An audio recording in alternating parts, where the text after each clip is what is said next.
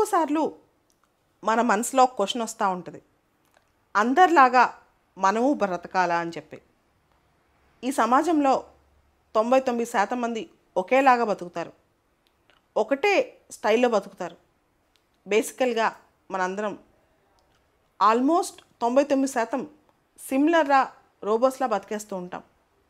అయితే కొంతమంది వాళ్ళ హారిజాన్స్ బాగా పెంచుకుంటారు, వాళ్ళ దృక్పథం చాలా బ్రాడ్గా ఉంటుంది. వాళ్ళు జీవితంలో అనుకోని విధంగా సక్సెస్ అవుతుంటారు.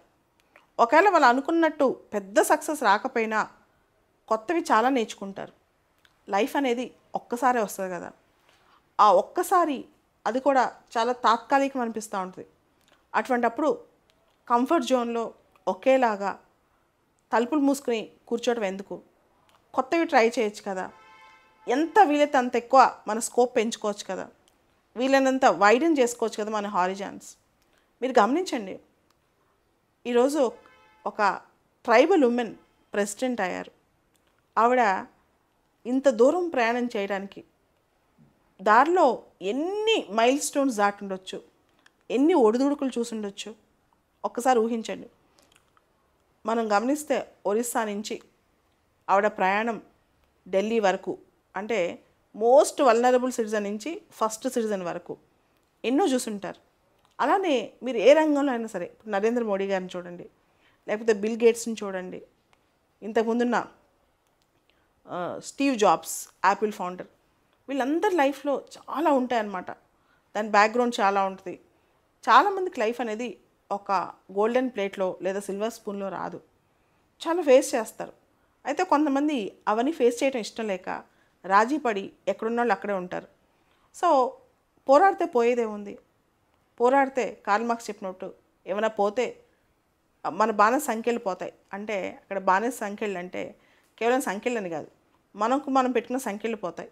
విజేతలు అవుతామేమో, అట్లీస్ట్ కొత్త నేర్చుకుంటామేమో.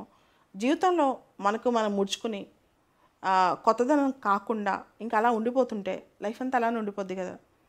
చాలా సందర్భాల్లో మనం చూస్తుంటాం, తెలుగు రాష్ట్రాల్లో ఫుల్గా వర్షాలు పడుతున్నాయి, అందరూ టీవీల ముందు సినిమాల ముందు.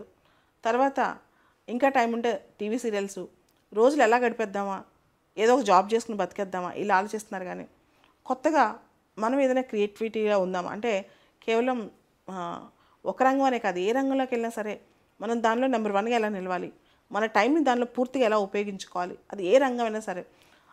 కొన్నిసార్లు ఈరోజు కాస్త బద్దకించి రేపు నుంచి మనం స్టార్ట్ చేద్దాం, నెక్స్ట్ వీక్ నుంచి స్టార్ట్ చేద్దాం, పలానా పండగ స్టార్ట్ చేద్దాం, ఇలా అనుకుంటూ ఉంటాం. కానీ విన్నర్ ఎవరవుతారో తెలుసా?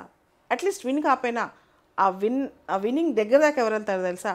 వాళ్ళు నిరంతరం ఒకటే అంశం పెట్టుకుని దాన్నే పట్టు కూర్చునేవాళ్ళు, దానికోసమే తప్పించేవాళ్ళు.